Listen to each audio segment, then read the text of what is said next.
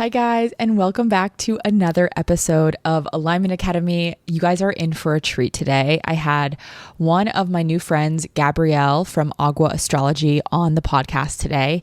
And I actually met Gabrielle at a networking event here in San Diego. And we're going to tell the story of how it all transpired. But it was like kind of a big manifestation for her because she had wanted to be on the podcast, but never reached out. And then I organically had asked her to be on the podcast after I had met her because we had really clicked. So again, just a crazy synchronicity from the universe. You guys know I love those, and those, unknown moments are really what creates magic out of life. Here in this podcast, we talk about so many things from astrology to psychic gifts to how her gifts came online. We talk about Saturn returns. We talk about trauma. We really go in on so many angles in this podcast. So I'm super excited for you guys to listen and just kind of soak up the codes. And one of the other things is, I hope you guys know this, but I don't ever bring on anyone when I haven't actually experienced their work, or I don't try not to promote things that I'm not actually in integrity with. You guys know that integrity is one of my biggest values, and I really try to live in integrity with what I share with you guys, and what I'm telling you to do, I do in my own life. And I got the best reading from Gabrielle. She actually did a psychic and astrology chart reading for me. And I got to experience her gifts firsthand, and I felt so validated in all of the things that she shared. One of the really, really, really cool things that I want to talk about is one of the things that she said immediately. She goes, when I look at your auric field, the two centers that are the most bright and that have the most energy in them is your solar plexus and your heart. And she goes, I almost never see this.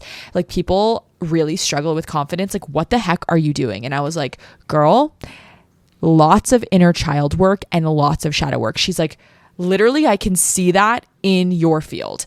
And she was like, and how about the heart? And I was like, well, it's funny that you ask. All of my work is based on heart coherence. Obviously I learned a lot from Joe Dispenza, but now all of my newer meditations have heart opening in them before you go into the subconscious mind. So the fact that she was able to see that in my auric field, that I had such open solar plexus and heart, I was like, okay, amazing. The fact that the work is actually working on me and people can see it is like so amazing. And she even said that like she can tell that I really live from my heart. And yeah, that was just like a really cool thing for me to be reflected back. The other thing I really liked about her readings is she does, the energy read first, and then she kind of validates it with the astrology, or kind of adds on with the astrology.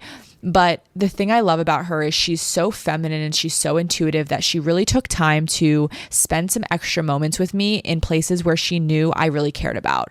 So if there was like a certain thing that she said that like she could just feel the energy of like, wait, I want to know more about that, she'd be like, okay, let's go into that, or like really felt helping me feel held in it, where I feel like some people can be just kind of rough around the edges and just like gloss over information. You're like, wait, that's gonna like literally keep me up for hours and hours and hours at night. You know what I mean? And so I thought that was really beautiful. All this to say, if you guys are considering getting a reading or you want a astrology reading, I can't recommend using Gabrielle enough. I'm going to have all of her links below because it was seriously just like out of this world. In other news, I feel like I am just staying so busy here in San Diego, but for the first time, it's like not busy with work. I feel like you guys have seen me really like put my nose to the grindstone the last, couple years of my life and just be like work. But I feel like my life is starting to really fill out in the friend area and just having more hobbies. You guys know my new obsession is surfing. I feel so basic. I'm like, moves to San Diego, starts surfing, obsessed with surfing, but it's truly like one of the most spiritual things I've ever done in my life. It's just so beautiful to be out on the water. I love that moment where I'm done with work and I get to go load my stuff up in the car, put my little bathing suit on, put my phone on do not disturb, and just get in the water and be like, no one can touch me, no one can contact me for like 2-3 hours. And it's just been so freaking fun. And also I'm on this like divine feminine journey right now where I'm really tapping into more of my feminine energy, and the water is really helping me because, well, like water is very feminine, but like being in something that I almost have to like let go of control and like really allow the water to be my teacher and allow the water to be my guide. It's just been really helping me learn about feminine energy without like studying a book, you know? The cool thing was Gabrielle and we talked a lot about feminine energy and how I need to really focus on that. She also validated, she's like, you need to be in the water as much as possible. It's going to really help your energy. And so it was really cool to be validated in that. But I don't know, other than that, life is pretty good these days. Like I feel like every day I feel like I'm on summer vacation, honestly, right now. Like I do a little bit of work, I see my clients, I do my mission, and then I go out and I play. And I feel like it's been really a long time since I've had like play in my life, like true inner child play. And it's actually been so fun to like get all my new gear, get my wetsuits, make sure I look cute. I don't know. It's just it's been a fun little journey. So that's kind of what's up in my world recently. Other than that, me and Teddy have just been having slow days, slow mornings, waking up slow, cleaning a lot, just doing all the things. So I'm really, really excited. I hope you guys enjoy this episode. Without further ado, let's go ahead and get into it. Gabrielle, welcome to Alignment Academy. I'm so excited to be here. Thank you for having me. Thank you. I know I feel like this has really dropped in the most magical way and in the way that you least expected it, probably. I know, right? Should we just get into the story and how it all came together? Yeah. So before Gabrielle tells the story of like, I guess your kind of like unconscious manifestation of this, Right. me and you met at a networking event here in San Diego. What, like probably a month or two ago now? Probably a month. Yeah. Yeah, we sat next to each other at like this networking event where we were like going around sharing stories and stuff. And I knew as soon as we talked, I was like, oh, there's something here for us. But I would love for you to share the deeper story or like the behind the scenes of how we met on your end. Because that's how we met on my end. Yeah, definitely. So, well, first of all, I'm Gabrielle. Thank you for having me. I'm the owner of Agua Astrology, and I co-host the Spiritual Sisters podcast with my sister Nicole. Christine, we're born on the same day, 9 years apart. I'm sure we'll get into all the Wow. things. Yeah, cancers. We're solstice babies. That's crazy. We got to get into that, but yeah, tell the Yeah, story. for sure. So, yeah, about a year ago, I was just going through some podcast I could potentially pitch to, and I distinctly remember coming across yours, and I didn't realize this until last month when we met, right? So we'll get to that. But I was just like, oh, like her aesthetic, her vibe, it's very like beachy. It's very like almost SoCal dreamy aesthetic, like on your website, at least I had seen. So I did my research I usually do because I'm like, okay, like let's check out their Instagram, let's check out their websites, offerings, like just it's a vibe check, right? Just to see if you're Mhm. in energetic alignment. And so I did my Instagram check and I was like, oh my gosh, like she has well over 80,000 followers. I don't have that kind of following. There's no way she would be interested in me pitching to her, me pitching a life path reading and looking at her chart and all the things. So, anyways, I just kind of like just moved on. This was August of 2023. I remember specifically. So, fast forward to July of 2024. I am in San Diego for the month.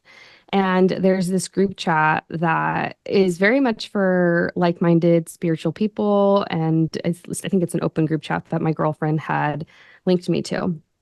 And so I saw that there was this entrepreneurial event for soulpreneurs or something like that, right? Mhm. And I was like, okay, well, it's the only open day that I have that week. It feels like it's an alignment for me to be there because I've gotten some predictions like, it's important for you to do networking in person and all the things. So like Q2 that Wednesday, I'm there and it's the second rotation because it's kind of like speed dating for networking, right?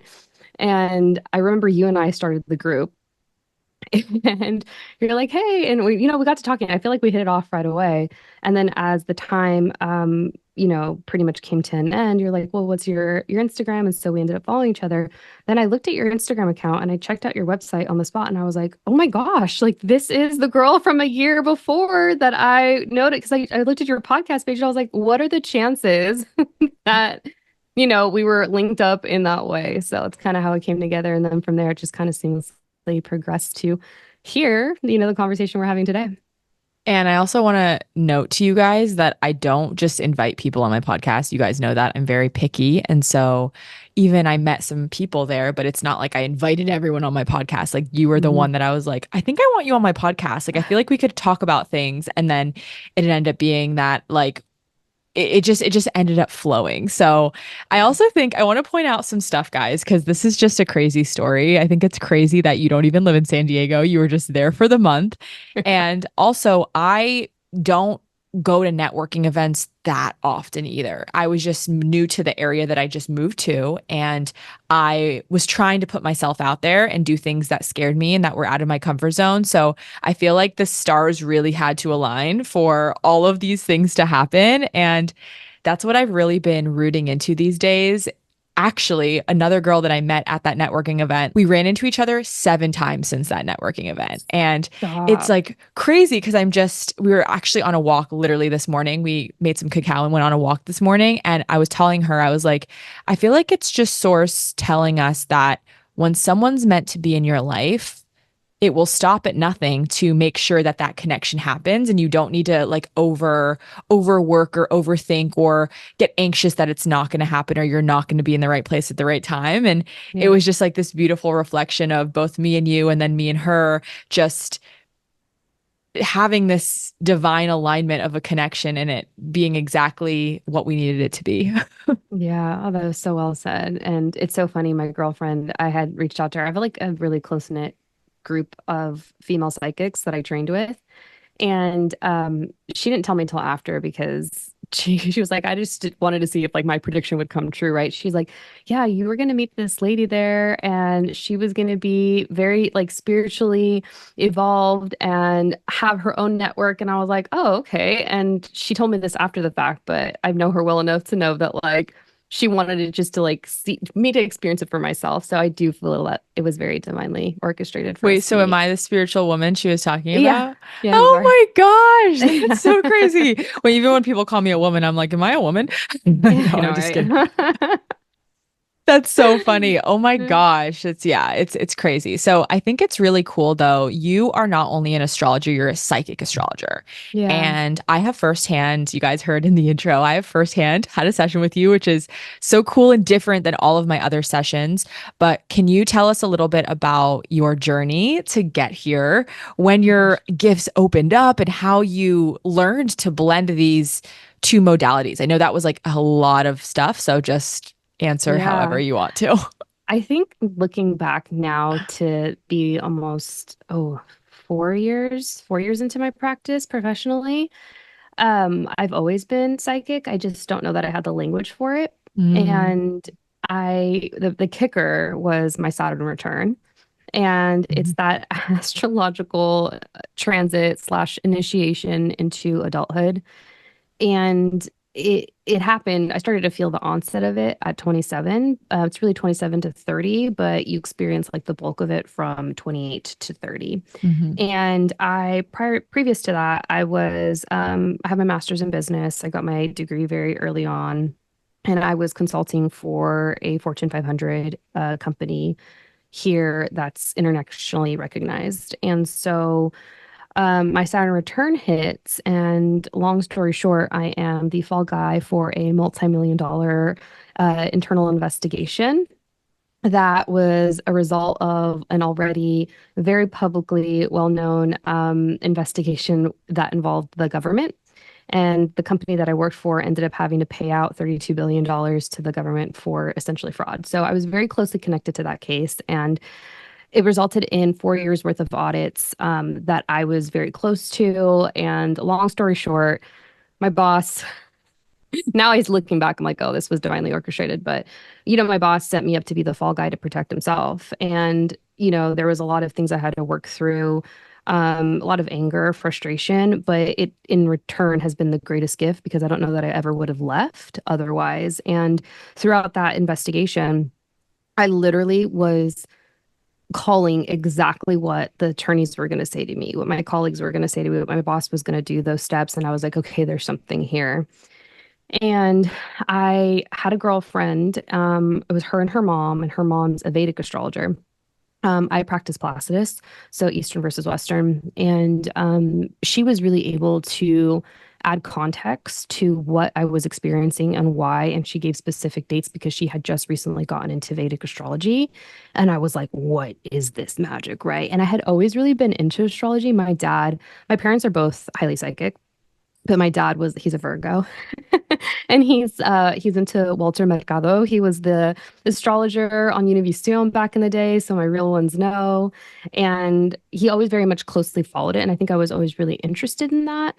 But I really didn't get into it until my Saturn return, where my girlfriend was able to really just add context to what was going on and why it was happening to me. And so over that period of time, this was like around 2020 when everything started to happen, in the world shut down.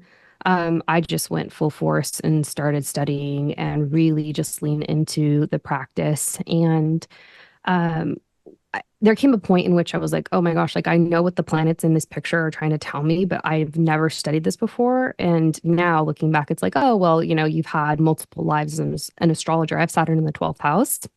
So like I Wow. just knew, yeah.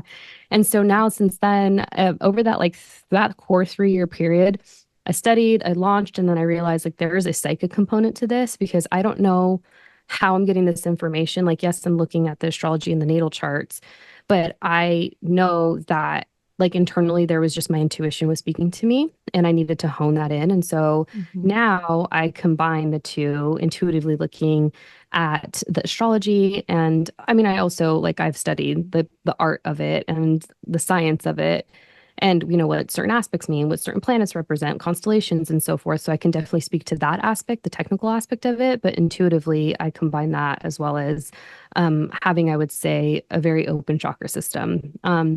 So now that has been the practice of what Agua astrology has become in the last, I would say, 2 years. I've really gotten the readings down and I'm really focused on building the second pillar of the business alongside the podcast. I would say the podcast is actually the second pillar, and then the third would be the consulting, which is where I'm headed now. Wow. And so, Mhm. just for people who are like, okay, wait, I'm still confused about what a psychic astrologer is. Can you tell a little bit about how you go about your readings of like, I know for me, you used your psychic gifts first and Yeah, then you verify with astrology. Like, I think it would be really cool to explain that. totally. Yeah, so I intentionally now I go into the session looking very minimally, if at all, at the chart beforehand, and then I really save that for the second half of the reading. So if it's like in a psychic reading, that's just entirely that. We're just looking at the energy. If it's an astrology focused reading, I'm always going to blend in the psychic component because it makes me a better reader the more, repetition you get in there. But really, what I do ahead of time is I'll sit in meditation or I'll tap in on the spot during our session and I look at what the energy of your soul is trying to tell me. So I very clearly see blocks within the chakra systems. And something that I've noticed, at least the way that the spirit of Agua astrology wants to work with me, is that she's very predictive. And so she likes to give insight as to what's coming up if you are to work through said blocks within your chakra system or whatever is coming up for you at that respective point in time. So we usually focus on that within the first 30 minutes. I'm looking at the energy, I'm pulling cards. Money, career, love are always areas of interest for psychic readings. For everyone. And then the second part, it's like, okay, this is the context of like, your astrological chart, and these are some dates that you can look forward to. And we kind of just curate it from that point, I depending on love what that. the client needs support with. Yeah. So it's pretty magical. And I kind of feel like my higher self is the sorting hat from Harry Potter, where it's like, this is what you're meant to do in this lifetime, and this is what you're focusing on right now, and this is something you can look forward to if you do the work. So when you say you're moving into consulting, are you doing like psychic consulting? Yeah, so I really enjoy reading for men, but I also really, really enjoy reading for businesses and the energy of businesses. And so businesses can also have their own astrological chart, but I'm applying the I did concept not of know that. yeah. Yeah. So weddings, um, marriages, so that relates back to the wedding chart. Homes can have their own chart, events can have their own chart, obviously humans, animals, all the things. And I've read all of that at this point. And I've noticed that I really do enjoy providing predictive readings. And then I also really enjoy reading the energy of business and businesses because that's where my background's in. And I feel I can really marry the two of like the consulting background with the astrology and help support and apply it in that concept of consulting, also using human design. Okay, my mind is blown. I had no idea about this part. That is Yeah, so cool. So it's you could like wild. tap into the energy of my home and then like give predictive astrology on it or Yeah, predictive, yeah. I guess, like readings. So, so like the spirit of the home, everything has energy, right? And then also if you were to provide me with like the date in which like the home was built, and then if you, I mean, I could narrow down a time. If you had a specific time, that would be wonderful. And obviously the city, it would cast a chart. I'm dying because I'm just like imagining myself like texting my landlord who lives right above me, being like, "Hello, what time was this home built? Or what day was this home built?" Oh my gosh, I have found, and I love the Eastern Western setup of astrology, but my girlfriend, I have a good friend, shout out to Chikara, she is a Chinese astrologer and she practices Feng Shui, depending on how you Mhm. say it. And Feng Shui and the application of looking at your home's energy, 11 out of 10. Highly recommend because you can literally curate like certain what they're called remedies to place within your home. So sometimes it's like metal, water, and it's based Wow. specifically to your chart. Yeah. So it's such a complex system, but I've noticed that like as soon as I've implemented what she's advised, I just felt more protected, especially during my whole like internal investigation. Um, Made more money, just all the things. Oh So my gosh, I gotta look into this girl. This is crazy. Yeah, this whole world is a rabbit hole. I love it so much. hmm. Oh my gosh. So what do you think is what's like your favorite thing to read out of all of business, the homes, the people? What is your favorite thing? I really enjoy reading alongside the business. I enjoy reading for healers and other Mm. intuitives in this space, females like you and I, people that speak the same language, because I really feel like I can go like another layer deeper. And I don't have to, this sounds arrogant, but this is really not how I mean it. It's more just like so I don't have to dumb it down because I know that like the more healing that you do, you unlock different layers. You can kind of just speak more advanced level of that language. I think that there can be so much value in using your astrology. I'm curious, how do you not get scared or almost like fearful of the transits coming up? I know when we read my chart, as you saw, I was going through my Saturn return. There was a lot of difficult transits. There's things that are heavy coming up, or, just parts where you're like, that might be more difficult. What is your perspective on how we can still stay in our heart and not like get scared of the future, but use it as a tool to essentially go on your highest timeline? Yeah. I've thought about that question a lot recently and just like I prefer to know than to not know. You kind of have an idea of the energy that you're working with. And, to some people that might seem like it's controlling and you can't control fate or like, spirit, aka God, universe, however you want to refer to the source as. But for me, I really enjoy having an idea of what's coming up because I do find that that really like, supports people and then they can better, just deal with whatever circumstances they have an idea of that's coming up for them, good or bad. And for me, I remember when I was, in my Saturn return, I was really struggling. I was like, why is this happening to me? I haven't done anything. I live with integrity. I treat everyone with respect. I really just felt like the world was out to get me. Same girl. And nothing, right? Nothing made sense. And it was just a valuable tool it's specifically curated to you, your natal chart based on your exact time of birth, place of birth, and date of birth. And I really just found a lot of solace in that difficult period in my life. And I was able to navigate through that with grace. I want to talk about the Saturn return for a second because so many of my people in Alignment Academy are going through their Saturn return or in the middle of it or just got out or maybe about to go through it. And I think it's such a incredible portal of growth. I think it's really hard personally. But I want to just speak to what it is if somebody is new to it or they're like, okay, wait, I'm 27. Am I in my Saturn return? Like, can you just give a little bit of a snippet of what the Saturn return is? Yeah. So A return in a chart in general, to start there, it's when a planet makes a full, basically circle right back to the place in which it was at the exact moment of your birth. And so for Saturn, he takes 27 to 30 years, retrogrades included, to come back to that exact spot in a chart and Mm. anywhere really. So the Saturn return, it's really challenging. It's where the term this 27 club comes from. So you'll notice that a lot of musicians primarily they dip out and they're like, Mac Miller, Amy Winehouse, etc. They don't make it past 27 because their souls are like, yeah, I'm done. This is the exit point. So it's really an exit point, like, if we're getting deep, which I feel like I can here. It's like your soul pretty much deciding, like, hey, like, I'm done, like, next incarnation, let's go, right? Because Saturn's the planet of karma. It's really representative of, like, alongside, like, the sun, it's representative of what you're meant to do here in this lifetime. He's referred to as a masculine because in mythology, it's very much masculine energy. It's more the father energy. And in a chart for those that are going through their Saturn return, it's like if you're not on path for what you're supposed to do in this lifetime, that Saturn return is going to reorient it. For some people, it's great. Some people, they get married, they have children, they really step and flourish into their career. I've read enough charts. There was one that was one of my favorites where she quite literally gave birth to her first child at the exact moment of her Saturn return.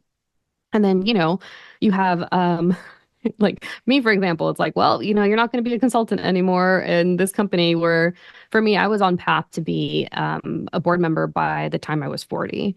And it was like, you're not meant to do this. You're meant to live a very spiritual life. And that was the gateway slash opening for me to do this work. And it's just kind of like a restructure point, but I certainly empathize with those going through it. I would say the first 2 years are the most challenging. I would say towards the end of it, if you're doing the work and you're honoring what Saturn wants you to do, it's going to pay off. And so I would say some of the tips that I would give for those in the Saturn return, I started weightlifting pretty heavily and I put on I would say in that 3 year period, 14 pounds of muscle. And it's like, well, Saturn's going to weigh down his weight and put his, bear all of that weight on you. And it's almost like your way of pushing back. And I learned that from my astrology teacher. And it was one of the best pieces of advice I was given. And I would say because he likes structure, he likes, organization, becoming that in some way that works for you so you can navigate that 3 year period is really going to serve you. And I would also say that it depends on where your Saturn's at in your chart. So, for example, if Saturn's in the 12th house is the That's psychic yours, right? phenomena. Yeah, yeah, Yeah. 12th house. We can totally share yours if you're comfortable. I can Yeah. give Yeah. examples as we go through them. Yeah. Yeah.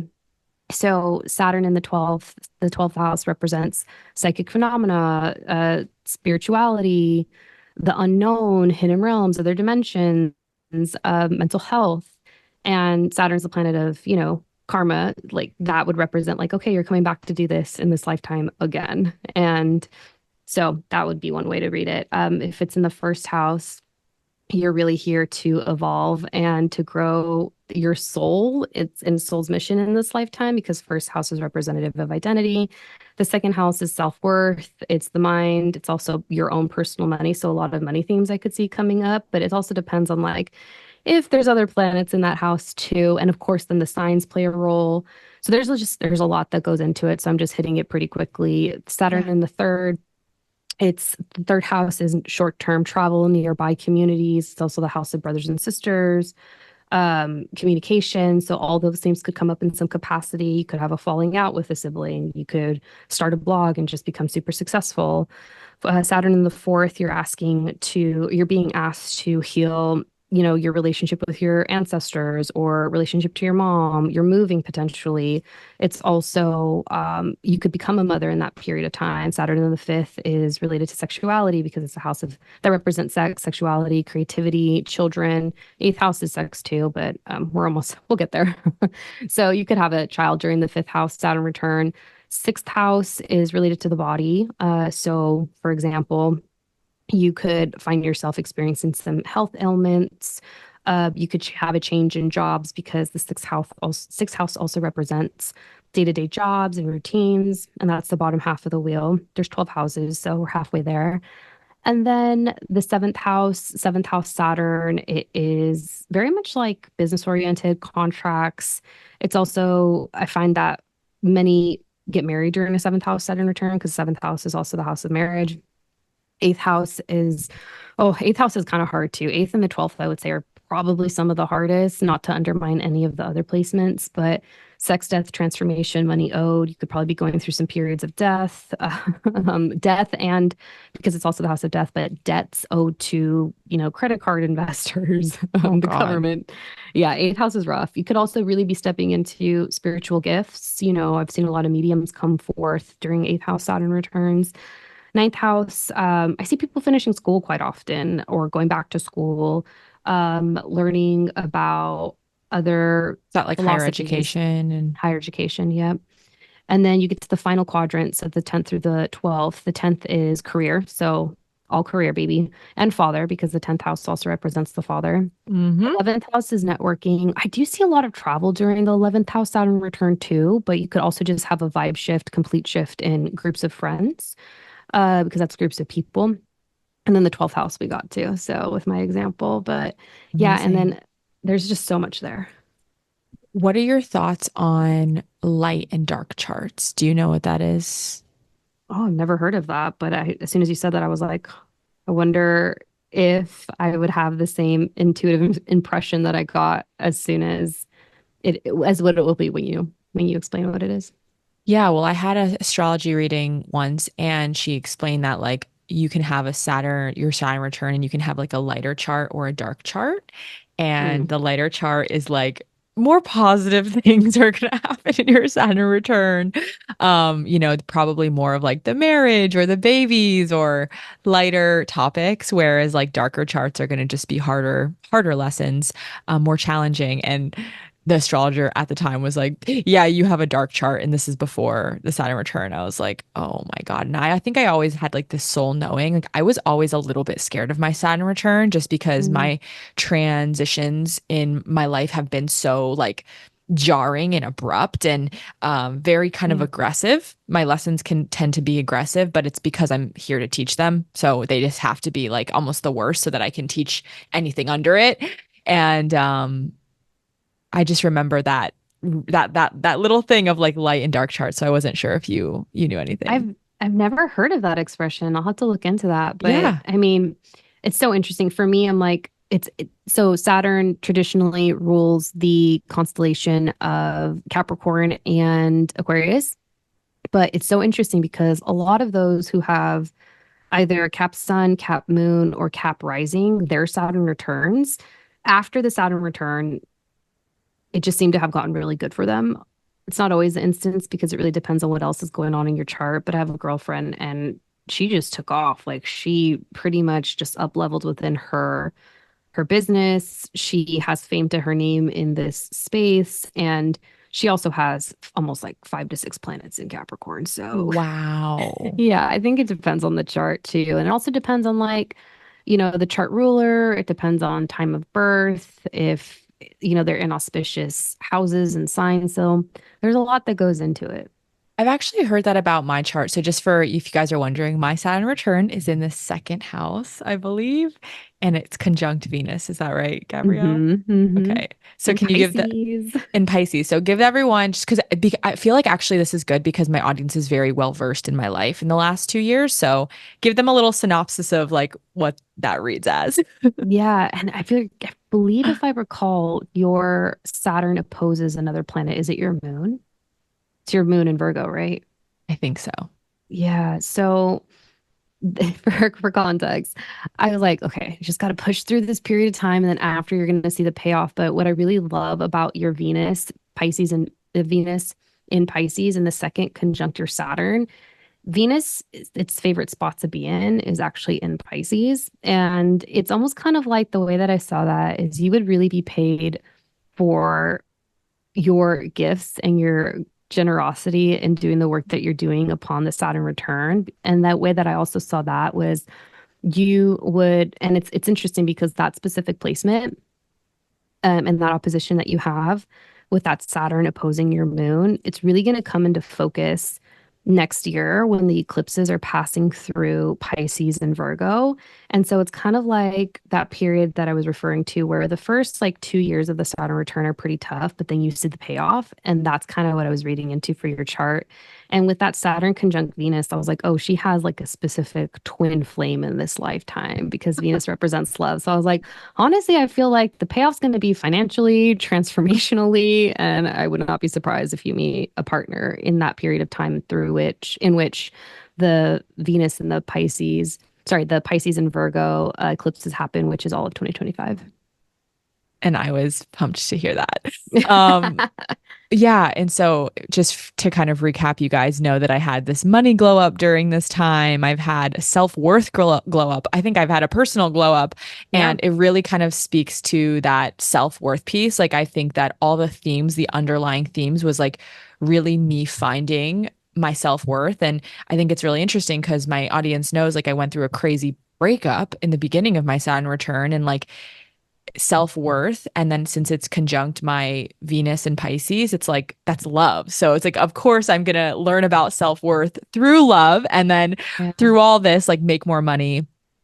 So I think that the astrology actually did really help me get through it because I'm like, okay, this is written in the stars. This was always supposed to happen. My higher self chose this. And I think that, when we're going through these challenging times, that's such a good thing to anchor into, is just like remembering that an aspect of you, even though it's not the aspect of you that's like in the 3D, did choose whatever you're going through. And you can kind of let go of your victimhood energy and being like, why me? And why did this happen? And one of my favorite, like, really quotes that I shared with my audience too is like, act like you chose it. How would you move if you chose this? And really allowing yourself to transmute the lessons like in the highest way because an aspect of you did choose it, which can be Yeah, triggering to some I people. love that. That was just so well articulated, and I'm totally going to use that. I have a lot of Virgos in my life. And so I've noticed that Virgos complain quite often. More Virgo suns than anything, not the moons or the risings. But it's true. It's like, how would you move through this if you actually chose that as your situation? But I love how you just spoke to quite literally like love, self-worth, finances, because they're all second house themes, and that's where your Venus and your Saturn are at. And really it really did make me up level in all those areas. So Yeah. looking back, even though I'm not through it and I can't fully be like, I'm so happy it happened. I'm not going to lie. I'm not like there yet, but I Yeah. can be like, wow, there are a lot of positives that came out of this. And I am such a stronger person in my core vibration, which I talk about a lot is like, moving through rock bottoms really helps you strengthen that core vibration. And when you have a really strong security within yourself, you're like, wow, I can get through anything. And because you feel a little bit unshakable, that's the frequency that money wants to flow to you. That's the frequency where synchronicities are going to flow to you, amazing people, opportunities, because you're kind of like in this energy of like, I don't really care about, you choosing me or you needing me. It's like this very magnetic energy of just like really fucking with yourself. Yeah, yeah. It's so true. It's also true. And I'm very, very confident that you will get to the other side of that and have I'm so grateful. Not that you're not now, but you'll Yeah. have that perspective that's Full. just, yeah, Yeah. And I, I wish there's been parts of me that have kind of been like, I wish I was there already, but I also really honor and see that there's actually beauty in still letting yourself just like be where you are. I think that a lot of my energy has been, and we talked about this in my reading, like so masculine in the last, you know, 28 years of my life. I've kind of been like forcing myself to go through it. And I'm in this very feminine era of my life where I'm just tapping into my feminine energy and I'm doing a lot of more being than doing. And I'm slowing down a lot. And I've created a life where I actually can do that, which is so beautiful to see how it unfolded of like it all led me here. But one of those things that I really am practicing is not forcing anything and also not forcing myself to be in a place where I even like am forcing myself to see a perspective that maybe I'm not actually at. Not to say that I'm like in the breakup or anything anymore. I'm not. But, I think that there's a point where you can full body be like, that was the worst thing that happened to me was the best thing. And I know I will get there. Like there's no doubt in my mind that I'm going to get there. It's just like I'm not there yet, and that's okay. Yeah, it's so true. And I can't wait to hear about that once that time does come. Thank you. I know. I know it will definitely come, and I'll let you know. Yeah. Is there any other big returns than the Saturn? Because it sounded like every planet kind of goes through a turn, but we only talk about the Saturn. So I'm curious, like, is there a Jupiter return? Is there like Yeah. a Mars return? Like, Yeah. give us some, yeah. Totally. So I would say Saturn's a big one just because it seems to be the most life-changing. The Jupiter return that happens every 12 years. Speaking of the Saturn return, if you're lucky enough to go through three, then you will likely, experience that around the second one being 57 to 60. And then Mhm. the next one being, oh, I think it's 87 to 90, but it's pretty much every 30 years. So count in 30s. And most people experience the second one though. And so the second one really focuses on it's kind of just like evolved, even more evolved spiritual maturity. But the themes, it's interesting. The themes that happen in the first Saturn return are very much likely to show up in the second Saturn return. So, for example, in the first Saturn return, my mom, she became a mother for the first time. In the second Saturn return, she became a grandmother to her one of her daughter's firstborn child. So there's themes, Interesting. yeah, that really do seem to kind of just pop up at that second point. I would say because the outer planets, so Jupiter, Saturn, Uranus, Neptune, Pluto, those take so long to orbit that you don't see them as frequently, whereas the ones that don't take as long to orbit around the sun. So, for example, you have Mercury, you have Venus and Mars. Those are anywhere from like, so they take 3 to 6. So Mercury's 3 to 6 weeks, if I remember correctly. And guys, don't fact check me on this, or please fact check me on this because I'm going off the top of my head, which I should have this memorized. But we have Mars that takes about a year and a half to switch signs, and then Venus.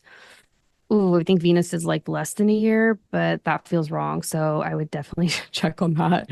Cool. But because they move more quickly, their themes and what they bring up and what those planets represent, they they're not as profound as I would say. And that's not to undermine what they represent and the experiences that you're having within your life, but the big hitters, the heavy hitters are certainly going to be Jupiter and Saturn.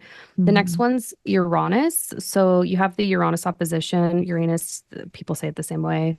But the Uranus opposition, that one happens at 40 to 43. And that's what astrologers refer to as the midlife crisis. Full orbit takes like anywhere from 70 to 80 years, somewhere in there. So just double the 40 by two. So that's around 80. And that would take around a full orbit around the sun to get through in one lifetime. And many people don't see a Neptune return or the Pluto return because they take over Mm. 100 years and then 250 years for Pluto. And right now, the country is actually going through its first Pluto return. Well, And that's kind of where we're seeing it in shambles. So, that makes a lot of sense. Okay, I actually have two questions. My first question yeah, is like, what happens if you don't learn, like if you opt out of the lessons in your Saturn return? Because like not everyone is going to choose to learn them. I personally haven't had an exact example where I've seen that within my sitters, and I've had, I think I'm at 350 readings at this point, almost close to 400.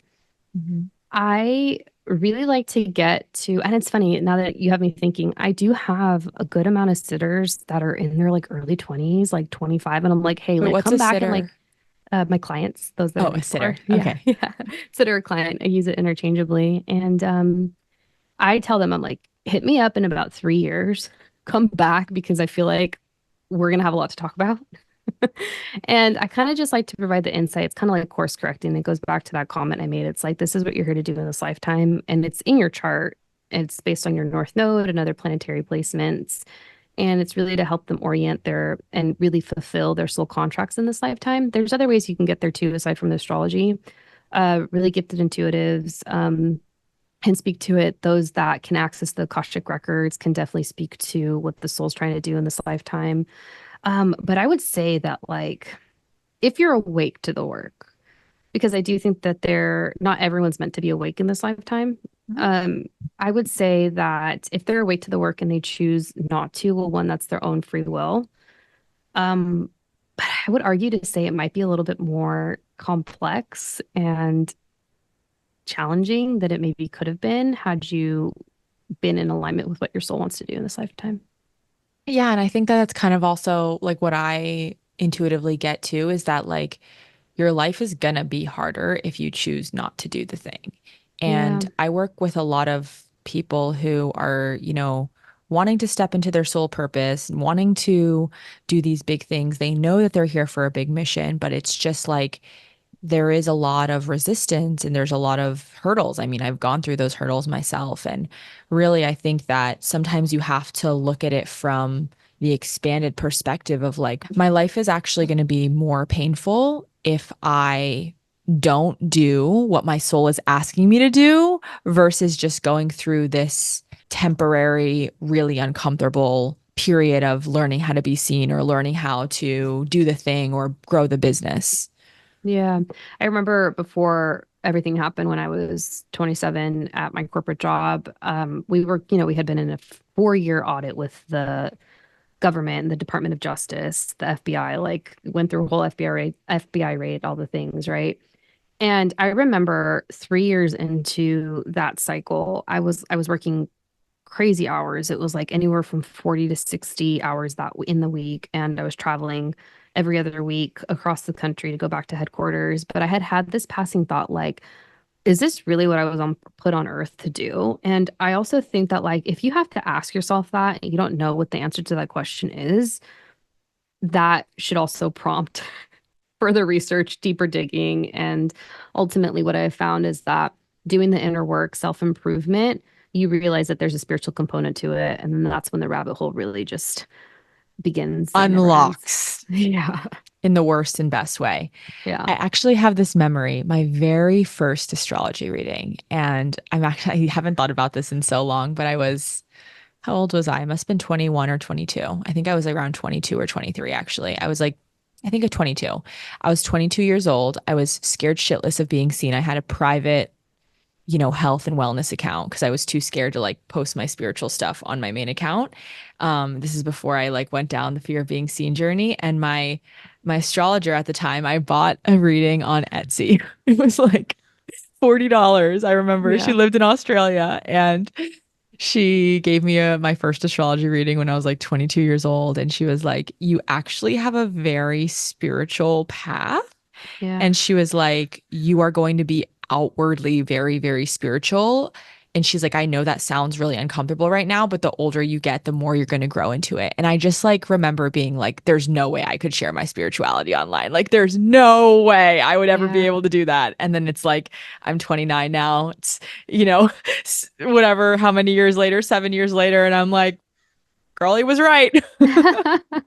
Yeah, I love that. I feel like it's okay to share, but in a reading, I was like, yeah, I already feel this for you, but you're Yeah. a voice amongst the group of spiritual practitioners and on Mm. that wave. And I feel like there's another wave of spiritual practitioners that are really going to come into the limelight even more so soon. And I really see that for you.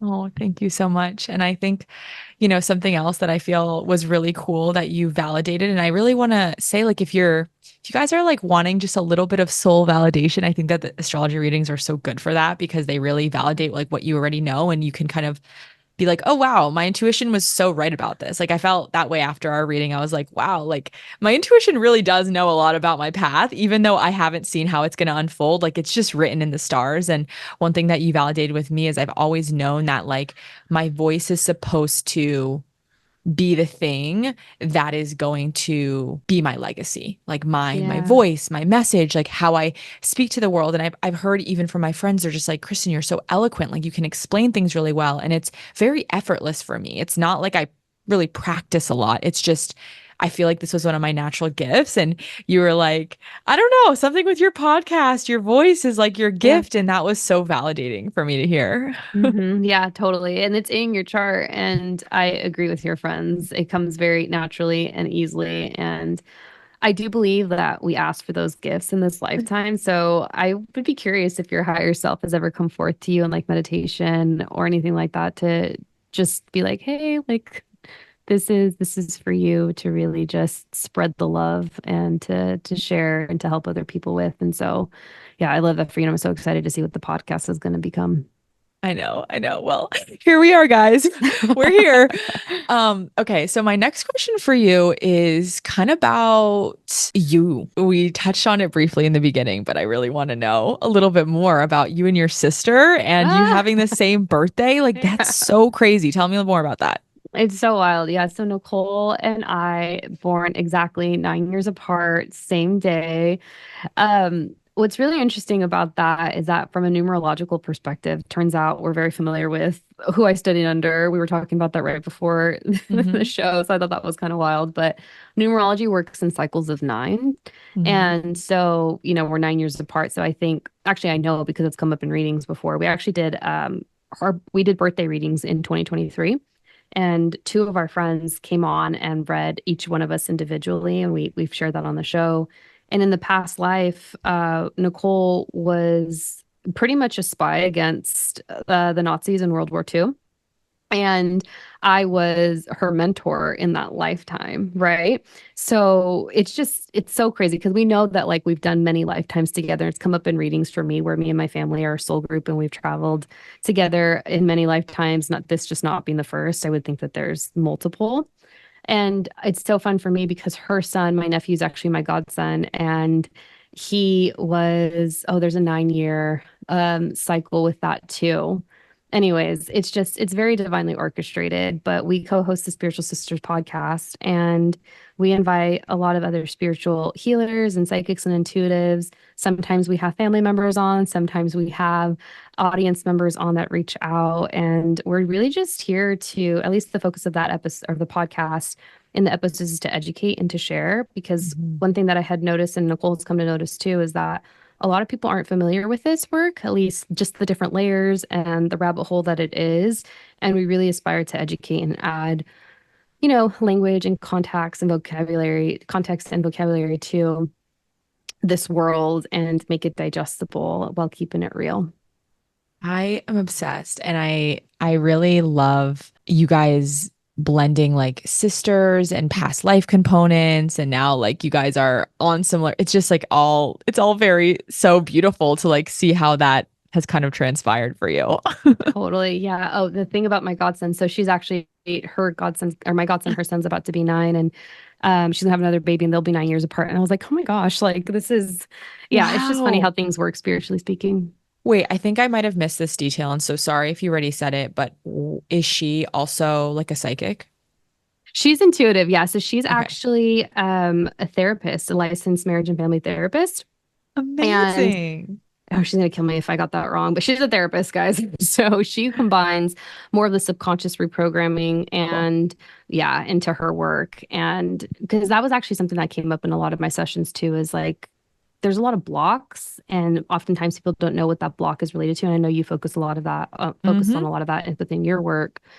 And she can really add just insight as to why that might be using her, education, her background techniques, and that's what her focus is on, and what she brings to the podcast too. I love And she's that. she's hilarious. So I hope she listens to this episode. I'm gonna make her. Girl, you have to listen. Hey, girl. Yeah. Um, yeah, actually I've never really talked about this on my podcast, Yeah. but that's the biggest way that my gifts actually come through. Like my claircognizance is very strong where I can get on a call immediately with someone or meet them for the first time or even see a picture of them and I can see their subconscious, like their biggest block from like their gifts right away. It's like I feel like my gifts are very niche, if that makes sense, where Yeah. I really can turn them on and off. Like if I'm just like hanging out with my friends, like I can ask to get no information and just like be superhuman. But then when I'm like in session or even if I'm having a deep conversation with someone and they're just talking to me, I can literally just see the exact block that's like blocking them from the thing that they want. And I think that that's why my work has kind of transpired the way that it has. It's just like I can easily learn how to maneuver the energy of a block to be like, well, you need to kind of reprogram your electromagnetic field this way so you can get the projection that you actually want in this 3D reality. Yeah. And that I feel like that work is so needed and not as common. And as you just said, it's very niche. And so, yeah, it's so necessary. It's interesting because I work with a lot of light workers, as I know you do too. And the biggest thing that stops them from being able to access their gifts and actually step into their mission is the trauma and the blocks. Like they actually are very clear channels. It's just that it's the trauma and the density that has to kind of get cleared away for them to kind of receive that. And so, Yeah. even though that's like my mission is to activate as many light workers as possible. That's not what I say outwardly because I know that I just need to focus on helping them heal trauma and then those things are going to unfold naturally, which was actually my path. It's like I cleared so much density out of my system. I never really asked to be able to like hear my higher self or like be an open channel for my clients. Like I never was really searching for that. I never wanted that. Even when it came on, I like kind of tried to push it away, but it was just like when you do clear out so much of your gunk, you just kind of have an open channel after that. Yeah. And I was talking with Nicole about this. We said this on the podcast recently, where it's like, if healing isn't messy, you're probably not doing it right because oftentimes it is. And some people really don't. It's almost like you're better off not knowing what you're getting yourself into because if you really knew what comes with doing that It's a work and lot. releasing, yeah, it's like you probably wouldn't do it because it's sad sometimes and it's hard, especially if you're a sensitive person.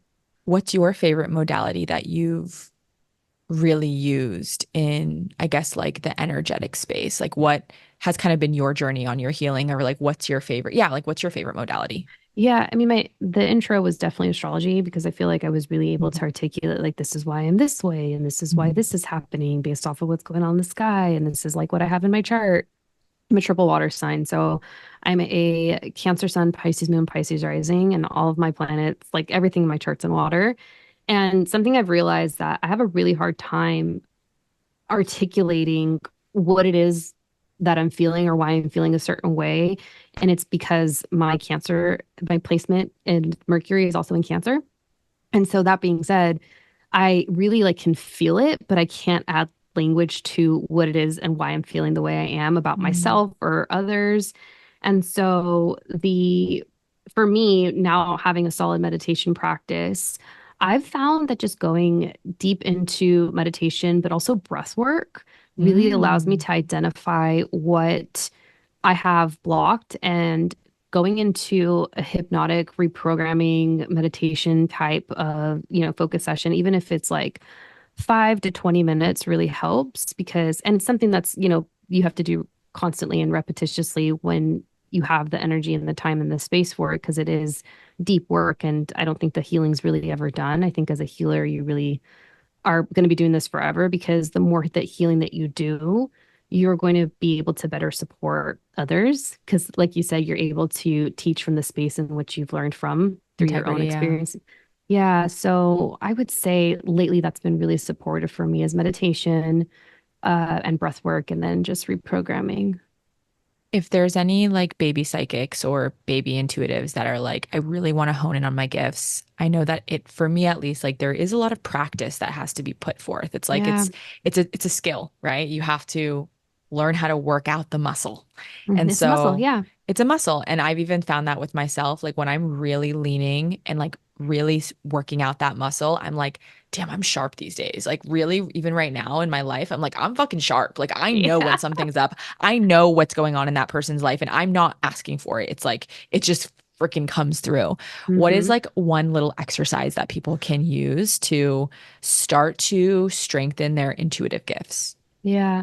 I am always going to recommend meditation. It's probably Mhm. one of the hardest ones to start off with, I would say, just quieting the mind, even if it's for 5 to 10 minutes a day. Yeah. But the way that I actually started, because I had resistance towards meditation, and I know that when I have resistance towards something, it's probably meant for me. And that's like the next up level that's meant to come my way is using that, modality to get there. But the way that I started was actually pulling a card in the morning first Mm. thing. So I would pull a card and I would actually ask my guides, I'd familiarize with myself with the deck and I'd be like, if I'm right about this, give me this card. And I'm shuffling, shuffling, Mm. shuffling. And then the card flies out, or like I pull that card. It's like, oh my gosh, statistically, this couldn't happen. So, I validated myself that way too. And then I really just went hard on the practice and I would read for anyone that allowed me to. And I read for free for, I want to say close to 10 months in that first year before I launched my Wow. business. Yeah, because I was identifying like the patterns and the way that my business wanted to work with me. Hmm. And I really just went from there and haven't looked back. And I like to live in like Delulu energy where it's better for me to just do it and focus on that and block out the outside world and just like, I'm like, okay, like this is real, like this is happening, create my own reality from there. But I've really found that like repetition and consistency have been the best things, no matter which modality you're going to use. 1,000%. And one thing that I love that you're speaking of, we haven't like put words to it, but we both really work with like the consciousness of our business, and like look at it as its own entity. So can you share a little bit more about how you work with the consciousness of your business? And Oh, yeah. yeah. I love that question. Thank you.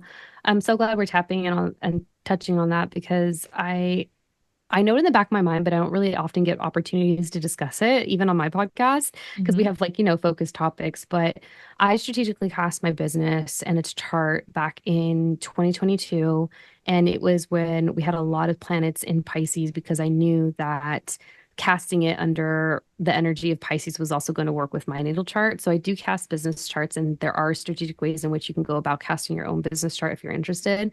I am. Um, yeah. I'm so curious, like if Yeah.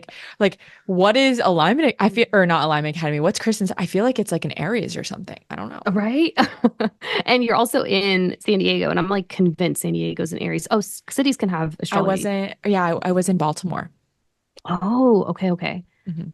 But you're in San Diego now, and your business is also doing really well, right? So, Yeah, dude, when I come to San Diego, specifically, the area I'm in, yeah, this area, I'm not kidding. This area is the area that I had my first 10K month. Like this area, my shit blows up. That's why I was like, I have to come back here.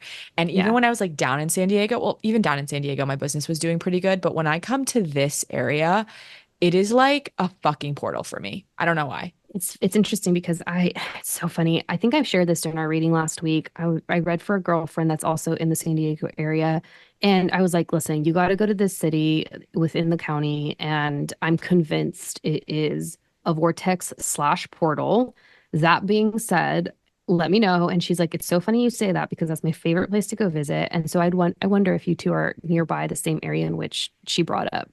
Yeah, I bet we are. We'll talk off camera because Yeah. not trying to give out like my exact location, but Yeah, for you sure, know. for sure.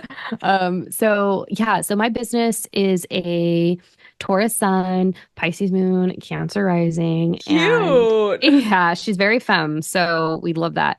But she That's why also you're so had, femme. oh, thank you for saying that because I feel like I'm masculine and I feel like I just recently have dabbled No, into girl, I love when I femme. talk to you because I'm like, I'm getting all the femi codes. Like, give me the codes. Oh my gosh. You gave, I haven't told you this, but our reading about my divine feminine shit right now was like, I haven't stopped thinking about it since our reading. So, like, Oh, we have to touch base off camera because I had some other yeah. thoughts that came up for you Okay, earlier okay. this morning. So I'm like, okay, this is for her.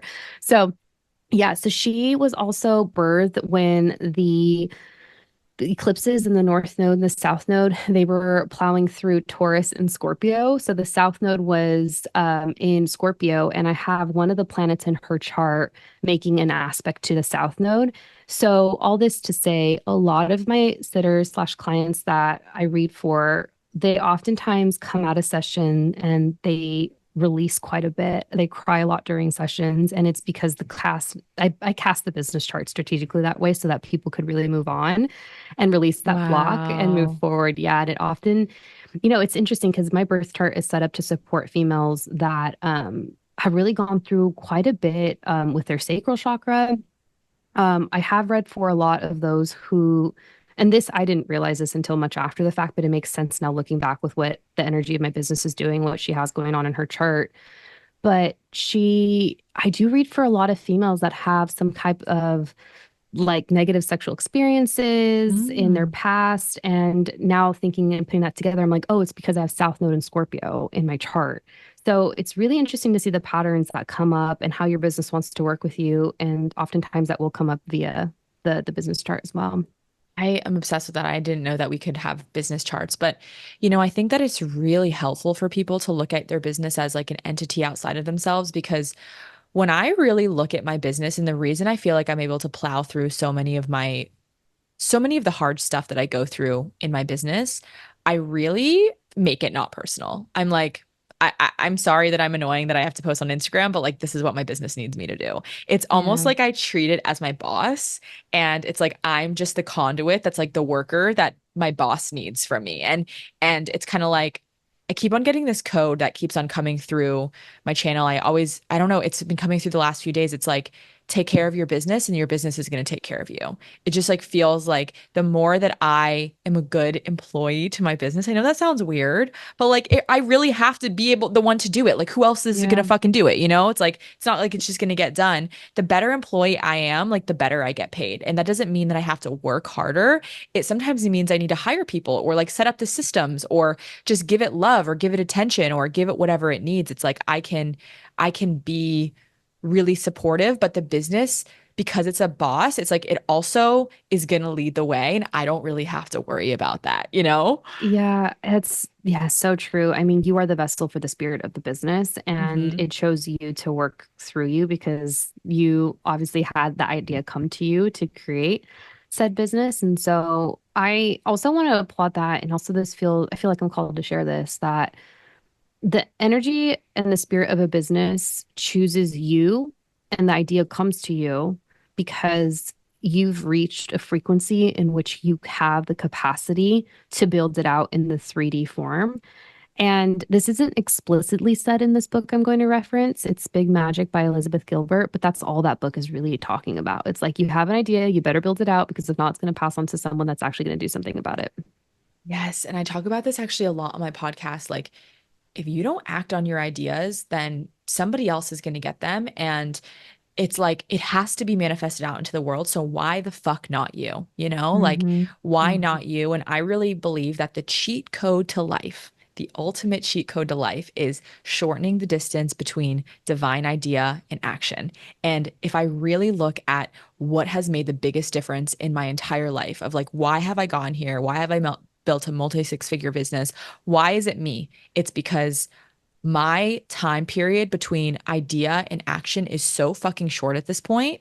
It's like there has just been so much momentum that's built from me being like, I trust this, I'm going to do it. I trust this, that I'm going to do it. And so, for any light workers that are listening, what I really feel called to say is that, like, stop fucking overthinking. Yeah. You will figure it out. And that's why it's so important to do the trauma healing and doing the self trust work, because the reason I'm able to just take that idea and put it into action is because I just trust myself to figure it out no matter what. Yeah. Absolutely. I feel like you could totally coin some of the phrases that you just spoke to in that last message. And I'm like, oh, she's going to put that in a book sometime. So that felt like a Everyone download. tells me that I'm going to write a book, and I actually feel zero call to do it. So I'm We could like, like have someone just put all that onto paper. Like you put it on yeah, paper and then they put it together, you know? Like, is that yeah, what a yeah, ghostwriter does? So, yeah. I yeah. know, I know. Don't tell anyone, guys. If I ever get a book, it's probably not me writing it. That's so funny. Yeah. Well, let's go ahead and do some like just quick questions that have just come to me that I want to Okay. ask you. Okay. Number one is like, and these can be like yes or no. You don't have to like go on tangents, or you can if you want. No, no rules. Um, how do you feel about numerology? I love it. I You love incorporate it? it. Yeah, I incorporate it into my technique for sure. And I definitely think that there's a lot to it. We're both fours, right? About for life, baby. Yeah, For we are. life. I don't know. I kind of love it. I'm like, I'm here to build, baby. That's Yeah. why I feel no shame that I love working so much. I'm like, I'm here to fucking build for a generator, a Virgo moon. What do you guys want me to do? I'm here to work. It's your version of play. It is my version of play. And that's why I'm like, y'all, this is just a game. Like my business feels like a game every day. I just get Yes. on and I'm like, look at my little game. Like, how am I going to make some more money? Like, it's just fun. I'm going to send this to you after we get off of recording, but I just listened to a podcast and I was like, oh my gosh, it was so good. You'll love it. So it's totally talking about said founder of Whole Foods, John Mackey, I believe, and how the He's reason in woke. which it was so woke, the reason in which he went so hard and worked so long for on Whole Foods before he dipped out was because that was his version of play. And I was like, oh my gosh. So yeah, there's something to it. There's something to it. Do you know his new, like his chart or anything? I don't, but I could totally look it up. I just looked him up right before we started recording. Oh, it's okay. It's okay. Okay. My next question is, what is your favorite thing that you've manifested recently if you practice manifestation? Ooh, it's really interesting because I feel like I'm in the magic dark right before a big shift is about to happen, like big personal move, personal transition with partner. So it's like right before all of my manifestations have come forth. But I would say back in my Saturn return, this was 2019, 2020, somewhere in there, that I was really lonely. I was really lonely going through this just awakening, and I really had no one to talk to about it. And now I have just such a solid group of friends that speak the same language and do this work. And I would say I've manifested my close friends, my close circle of witches, I would say. Oh, I love that. Yeah. All right. My last question is, who are your top three favorite mentors of your lifetime? So they don't have to be like your current favorite mentor, but like your just favorite spiritual teachers. Oh my gosh. Okay. So I would say my parents for sure. Oh, that's a good Yeah, one. my dad. Yeah, my dad and my mom. My mom is claircognizant, so she gets premonitions. My dad, he has a very th open third eye, so I would definitely say having psychic parents has been very supportive. Are they like openly like they know they're psychic too? Yeah, and it's hard for them. I don't think they did it professionally. It really came into it because of the time in which they were raised. So they were very much a part of the Chicano movement. They're immigrants. So they really, that was seen as like taboo for them. And Mhm. they really had to work through all the root chakra shit and get the Yeah. family, situated here in the States and California. So I feel like they really worked through that. And now I'm doing it on an emotional level, clearing out the family lineage. I would say the second one. I feel like my sisters, and I know I'm referencing a lot of family members, but I've learned so much from them that they probably wouldn't think, but I have Mhm. learned quite a bit from them. And then my other teachers, I'm going to kind of bulk it up for the third. I would say Nikki Novo, she's my mentor for my psychic training. Love her. And then she's great. My teachers, my astrology teachers, Angel Lopez and Brandon Alter of the Spiritual Gaze and Anne Orderly. And then I would also say I really enjoy Lee Harris's work. Oh my Yeah. God. Okay, I have some people to look into. Yeah. Amazing. Yeah. Love it. All right. Well, this was such a fun episode. We really touched every single base, business, Saturn returns, of like literally everything. So I'm so excited. Where can our Alignment Academy listeners find you, book a reading? What do you have going on right now? Give us all the goods so that they can stalk you. Oh, I love that. Thank you again for having me on. It's been such a treat for this to just come full circle, and I can't wait to link up with you when I get to San Diego. But you can find me at Agua Astrology, AGUA Astrology, all underscore, no spacing on Instagram. I'm also at the Spiritual Sisters podcast, and my website is www.aguaastrology.com. You can book a reading with me there if you're interested. And I would say I'm kind of just cruising and investing time into my personal life this year, but the readings are available and the podcast is also a resource that's a lot of fun. But next year in 2025, I'm really going to go hard in courses and start teaching astrology. Amazing. Well, everything will be linked below for everyone. Thank you so, so much, Gabrielle, for coming on Alignment Academy. I know the consciousness of the business and all the listeners. Thank you. And yeah, I'm just going to leave it there. Bye, guys. Thank you. Bye.